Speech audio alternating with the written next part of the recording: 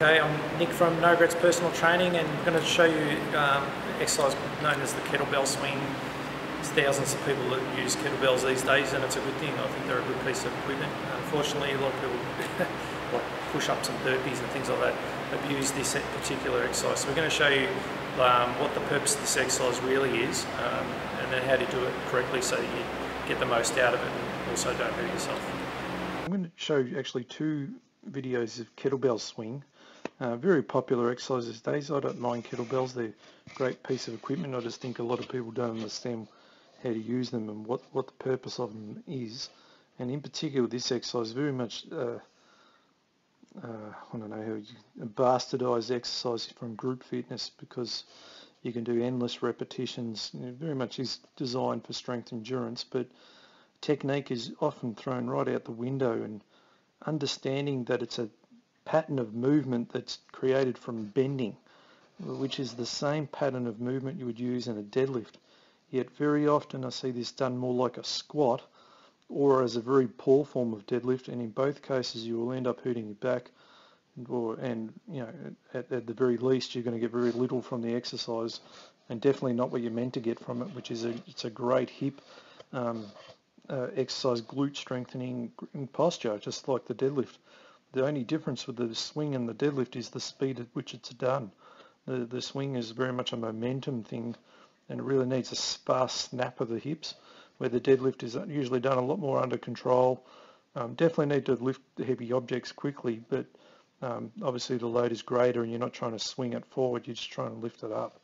Alright, so I'm going to show you, I'll play this for you in, at the same time you'll get an idea of, you'll see the swing will go a lot quicker, and the deadlift will have that same sort of timing on the bending. Alright, so I'll pause them for you. Alright, so let's have a look at this,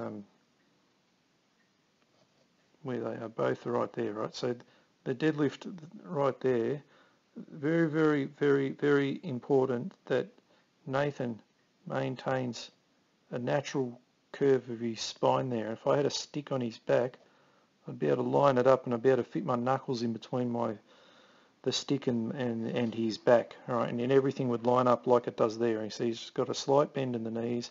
The bar's really close to him. That's very important. And you see in the swing, it's almost identical position that he has his back. There's that little nice lumbar curve. In this one you tend to probably drag your eyes up, because you really, in a way, you're sort of going to throw the object forward, although you wouldn't want to probably kill someone, but you know, it's sort of natural instincts is to lift those eyes up, but that you can sort of see the timing of it is very much the same. All right, so now if we take it to the end point, you see when he comes forward, he has to really lock that. There's the glutes all squeezed, and there's a nice posture of him at the top. All right, now the kettlebell swing, almost the same thing. All right, if I just take that back for you. All right, so if he goes there, here he comes, and the kettlebell, you want it to finish there. I see a lot of people take it overhead. I find that's very risky doing that. Most people just don't have the thoracic mobility to handle that, and they get themselves into all sorts of trouble. So I find it's best if we just finish there with the arms locked out really straight, the glutes snapping forward in a nice tall posture. Do that, you can't get this exercise wrong. Alright, so if you struggle with this exercise, go back to learning the deadlift. Learn the deadlift and then progress to the swing.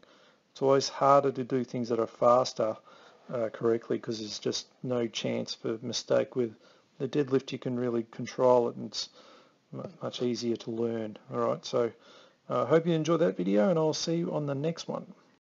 Last video I showed the kettlebell swing compared to the deadlift, and how you use the deadlift to get the technique correct. Well, this is a video showing what happens when people skip the technique side of things and just go straight into the performance side of things. And this is where, again, I see in group fitness just abused. People just do not understand this exercise, and I've seen a lot of people come out with a lot of, in a really bad way, you know, disc bulges and all sorts of things. So well, I'm going to show you the two videos side by side so you can get an idea, and it really stands out the things that people do that cause them problems. So, and I might pause it on this one, on this next one here. this position right here is exactly how you will get a disc bulge. All right, see how Nathan here has completely gone over too far. He's lost the curve in his spine, where on the good one he'll maintain, see, he'll keep that curve there. So he's got good, he can use his glutes, he's keeping his spine in neutral. This one, the disc is going to go bang straight out. Just nothing good's going to come from that exercise. So do not ever do a kettlebell swing like that. If you can't get in the position like the one on the right, you need to go away and work on your stretching, your mobility, your technique, those things, because if you continue to do it the way on the left, you will end up in all sorts of pain. All right, so let's have a look at, we'll keep playing this so you'll see some other technique. You'll also see overextending his back. Oh yeah, and then there's the arm lift, and see where that kettlebell's, when that kettlebell's pointing down to the ground, it's a giveaway that they're doing it with their arms and there's not enough momentum. See how that's not pointing straight ahead from him? That's either the kettlebell's too heavy or you're just not doing it correctly.